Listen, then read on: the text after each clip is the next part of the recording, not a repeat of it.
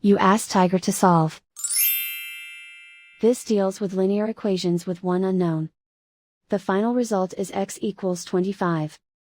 Let's solve it step by step. Group all constants on the right side of the equation.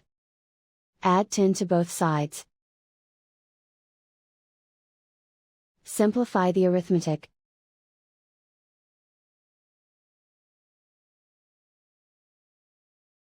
Isolate the x.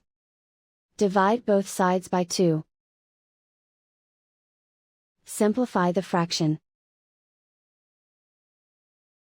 Find the greatest common factor of the numerator and denominator. Factor out and cancel the greatest common factor. And so the final result is x equals 25.